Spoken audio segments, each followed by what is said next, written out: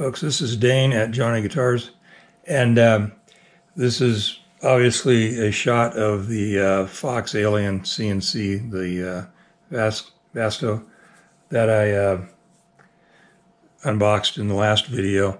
I've had a bunch of problems. I thought it was different problems, but I think there's just been some learning curves and things like that with the software, and then I went from the spindle they provided to the Black & Decker, DeWalt spindle. I'm sorry I swore on camera. I'll never say Black & Decker again. I was having a problem with it just seeming like it was randomly stopping. I kept thinking it was something to do with the software, or maybe in the big brain in the CNC control box. And then I got oh god, now I can't think what it's called. Anyway, it's one of these little boxes that turn your vacuum cleaner and your spindle on when the car starts, so that it's all connected. And I put that box in, and I thought maybe that had something to do with this. So I took it back out of the system. I have gone through four different Gerbil type or senders, G-code senders, a couple different design softwares, Easel, and there was something else I was looking into, but I don't think I ever got to that.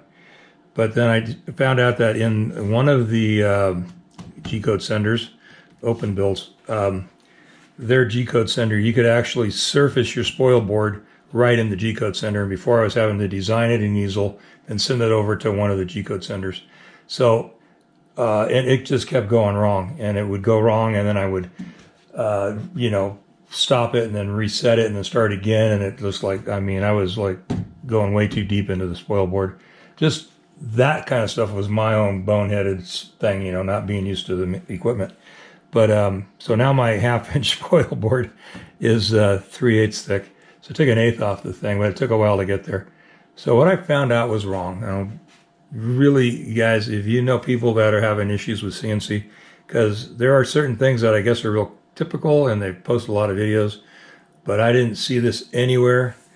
And so what was truly happening was that as the y-axis, the x-axis was going across to the right, the cord on this motor was laying on here. Now I have a piece of tape on here because I had it taped up for a couple of days, and it's now the cord's kind of reshaped itself. But I had the cord, it was laying here, and as this drag chain rolled out, it actually fell out from underneath the cord, and then the cord would actually trip this limit switch over here as it went by, and it didn't do it every time, so it was extremely random. And I was so mad Saturday afternoon. I was out here, and it was one more time I thought I'd try it. I even signed up for the Fox Alien Facebook group, and I was waiting to be approved so that I could write this great big stupid long dissertation about what all was going wrong with this thing. And I didn't even come out here on Sunday afternoon. I went to church Sunday morning, and I just, I'm just not even going to deal with it. So Monday night I came out.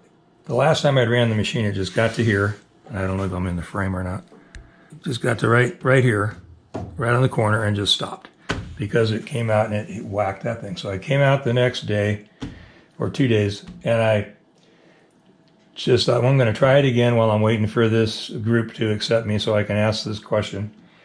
And it came out, and I don't know why. Maybe it's just because I was standing in a different location when it happened, and I just happened to see this cord hanging down and getting close to that limit switch.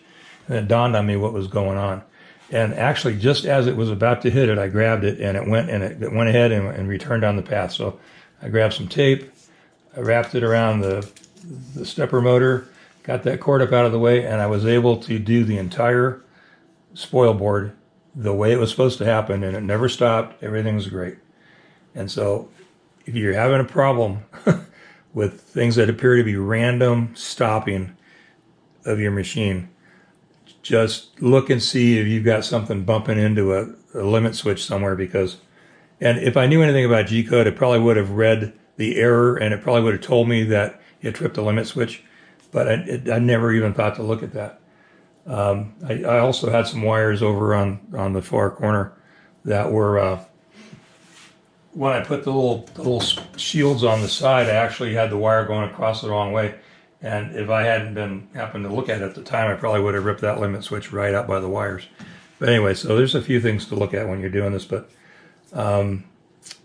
random stoppage, it could be your computer just timing out, that sort of thing, which was not on mine in this case.